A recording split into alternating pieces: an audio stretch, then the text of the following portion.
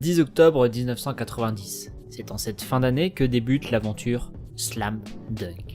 Pourvu d'une couverture et d'une première page qui donnent le ton, avec ce nouveau titre, Takehiko Inoue semble décidé à jouer carte sur table. Des copains, des filles, mais surtout un récit centré sur Sakuragi et le basket, en quelques images, Takehiko a su résumer l'essence de ce qui deviendra son plus grand succès commercial. Mais quand en 90 ces images sortent dans les kiosques, les fans de la première heure étaient sûrement déstabilisés. Peu d'entre eux connaissent le basket et surtout, on est loin de la promesse Akagasuki.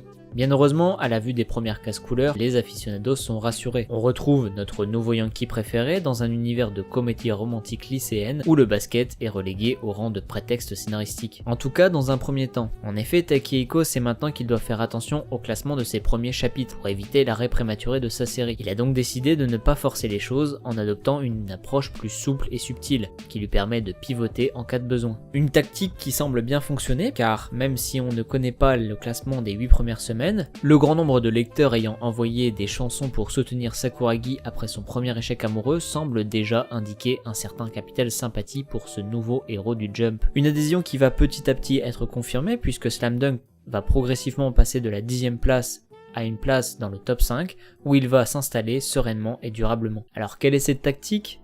Eh bien, elle consiste en un procédé narratif assez simple, mais très efficace. Takehiko cherche à créer un attachement émotionnel entre le lecteur et ses personnages pleins de caractère, en faisant attention à petit introduire les bases du basket grâce à des entraînements et à ce bon vieux Dr. T, pour qu'une fois que les personnages soient indissociables du parquet, le lecteur ne soit pas perdu.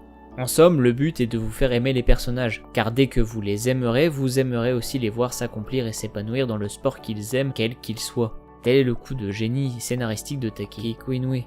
Bien évidemment, la transition du style tranche de vie au style sport pur ne s'est pas faite en un jour et il faudra bien attendre 2 ans avant de l'achever. D'ailleurs, pendant cette période, plus précisément au milieu de l'année 1991, aura lieu un grand test avec le premier vrai match du manga, qui remportera un franc succès et confortera Takehiko Inoue dans le classement, mais aussi et surtout sur sa voie du manga de sport. Cette réussite lui permettra dans la même année d'effectuer un voyage pour ses travaux de recherche où il ira à LA pour rencontrer un certain Magic Johnson, qu'il considère comme un dieu vivant. C'est donc magnifiquement que l'année 1991 se termine, alors que l'année 1992 va elle débuter avec un deuil. En effet, c'est le moment où Takehiko Inoue décide de parachever la mutation de son histoire, en annonçant en quelque sorte la mort de la partie tranche de vie lycéenne de son manga, via un coup de feu retentissant tiré par un certain Babyface, héros du nouveau one-shot éponyme de Takehiko Inoue. Écrit dans le pur style Ryuchi, cette courte œuvre met en scène les amis de Sakuragi dans une aventure sans notre héros aux cheveux rouges. Sorte de vibrant adieu nous indiquant que ces personnages vivent leur vie ailleurs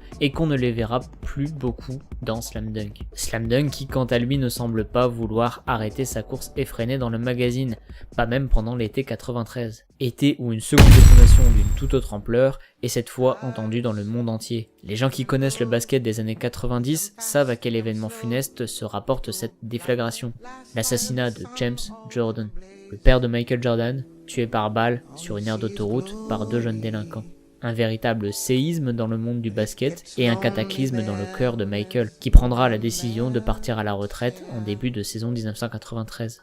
En hommage à ces événements tragiques, Takehiko sortira en octobre, en plus de Slam Dunk, Hang Time, une version dessinée du livre de Bob Greene, racontant l'histoire non pas de Michael Jordan, le joueur, mais de Michael Jordan, l'homme et l'ami de ce dernier. À travers ces 4 chapitres, Takehiko témoigne de son profond respect pour cette icône du basket qu'est Michael Jordan. Pendant que Takehiko est occupé, la Toei, qui a acheté les droits de production d'une centaine d'épisodes de Slam Dunk, sort le premier épisode de la série animée. Mais on en reparlera plus tard de cet animé.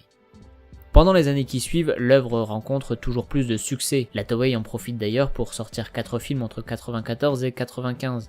Pendant cette même période, Inoue, quant à lui, reçoit le prix Shugakukan dans la catégorie Shonen, une véritable consécration pour un mangaka. En plus de cela, il est contacté par une des plus célèbres marques de sport japonaises, ASICS, pour ce qui est normalement le privilège des stars du parquet, à savoir la création d'une paire de baskets. Celle-ci se nommera la High Time, remportera un prix pour son design et on la retrouvera à la fin de Slam Dunk discrètement au pied de Mitsui, comme ce fut le cas pour de nombreuses paires emblématiques de joueurs, comme les sobres Air Force One de Kogure, les imposantes Converse Conquest de Akagi et Miyagi, les élégantes Air Jordan 12 Tech Galaxy qui remplaceront dans le artbook ses habituels Air Jordan Fire Red, tout comme ce sera le cas avec les mythiques N1 Taichi de Miyagi. On a aussi les typiquement japonaises Asics Tiger Fabre Japan de 80 de Mitsui, ou encore les incontournables Air Jordan 6 White Infrared, première vraie paire de Sakuragi. Mais surtout, on a les sublimes Air Jordan 1 Black Red, emblématiques de Sakuragi. Et bien évidemment, j'en oublie plein d'autres. Ce travail sur les chaussures est une des nombreuses preuves qu'Inoue voulait apporter un ancrage réaliste à son œuvre. Malheureusement, le rythme de parution en décidera autrement et il va petit à petit être obligé de se résoudre à cadrer de plus en plus les personnages au-dessus des chevilles, car une vraie paire de chaussures met trop de temps à être dessinée. Au fil des années, ce genre de petites concessions se sont accumulées et commencent aujourd'hui sérieusement à agacer Takehiko. Déjà philosophiquement peu en accord avec les principes de concurrence de l'édition japonaise, il avait néanmoins réussi à composer avec elle, et en sympathisant avec les différents éditeurs qui se sont succédés sur le projet, il avait réussi à obtenir une certaine liberté sur ses choix artistiques. Mais aujourd'hui, c'est de plus haut que viennent les ordres, et ils sont très clairs. L'équipe de Shohoku doit gagner contre Sano. Et ça, c'est la goutte d'eau. Inoue répond vigoureusement avec un grand non, ce à quoi il ajoute « On avait dit dès les tirages que Sano devait gagner contre Shohoku. Il est hors de question que je change la fin ou que je fasse plus durer le manga. Je ne veux pas d'une fin toute tracée. » La réponse de la rédaction ne se fit pas attendre. Écoute Takehiko, déjà que tu veuilles arrêter ton manga alors qu'il est au plus haut de sa popularité, c'est déjà un énorme problème en soi. Malheureusement, on peut pas te forcer à dessiner, donc tu peux arrêter quand tu veux. Par contre, si tu tentes de finir ton manga sur une fin qui va à l'encontre de la philosophie de notre magazine, sache qu'on ne te publiera tout simplement plus. J'espère avoir été clair. Maintenant, tu fais comme tu veux. Situation des plus tendues et des plus complexes pour Takehiko qui se retrouve tiraillé entre deux choix. Soit claquer la porte et finir avec un manga inachevé, quitte à décevoir tous les gens qui comptent sur lui, ou terminer comme demandé et trahir son œuvre et la vision qu'il en a. C'est alors que lui vient une idée, un moyen de ne pas trahir son œuvre et surtout de la sauver d'un autre mal qui la ronge petit à petit, les adaptations. Car il faut savoir que les produits dérivés, et notamment l'anime, Inoue ne les aime pas vraiment. Pour une raison simple, ils trahissent tous les efforts de réalisme qu'a essayé d'apporter Inoue à son œuvre. Des dessins complètement différents, des terrains trop longs, des arrêts interminables, des personnages qui marchent sur le terrain, bref, une catastrophe pour un amoureux du jeu comme Inoue.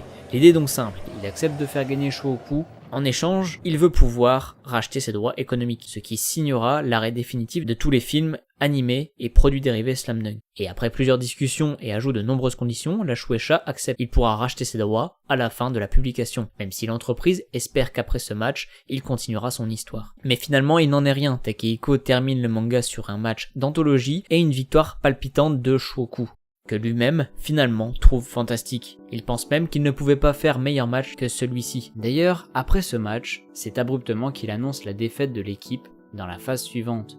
Une annonce réaliste, au vu des blessures et de la fatigue émotionnelle qu'a suscité ce match contre Sano, mais qui est des plus froides pour beaucoup de fans de la première heure qui s'attendaient à d'autres matchs, surtout à cause de tous ces éléments qui nous montraient l'arrivée d'un monstrueux pivot potentiellement rival de Sakuragi. C'est donc sur un anticlimax parfaitement souhaité que Takehiko Inoue termine son histoire, sorte de symbole nous indiquant que nos plus beaux trophées nous sont parfois personnels. Ce sont généralement de simples souvenirs de moments où l'on a su aller au-delà, où l'on a su se transcender, où l'on a su s'accomplir personnellement. En bref, ces souvenirs, on ne les a pas autour du cou, mais chevillés au corps, et ceci pèse bien plus lourd que n'importe quelle médaille. Malheureusement, même si finir un manga au sommet de sa gloire participe indéniablement à rentrer dans la légende, cela crée d'énormes frustrations auprès des fans, surtout que la dernière case n'est pas signée normalement. Il y est inscrit un très énigmatique Slam Dunk. Fin de la partie 1. Tentative du Jump de vouloir lui laisser une porte de retour, ou choix d'Inoue qui souhaite revenir un jour. Ce qui est sûr, c'est que cette mention sera effacée dans les tomes reliés, mais restera gravée dans l'esprit de nombreux lecteurs qui continuent à attendre une suite, que Takehiko sous-entend encore aujourd'hui parfois, mais qui pour l'instant n'est resté qu'au stade d'idée. C'est finalement après 6 ans de dessin, qui auront duré 2 mois dans le lycée Shohoku, que Takehiko Inoue met fin à son aventure au sommet de sa gloire et après le sauvetage de sa franchise, ce qui n'est pas sans rappeler un certain basketteur. qui lui aussi prendra une retraite que beaucoup estimeront anticipée. À moins de 30 ans, Takehiko est maintenant une légende chez qui souffle une envie de liberté, une envie de s'exprimer et d'expérimenter de nouvelles choses, mais cette fois sans contrainte. Alors où ce vent de liberté va-t-il l'amener ? Eh bien nous verrons cela dans une autre vidéo.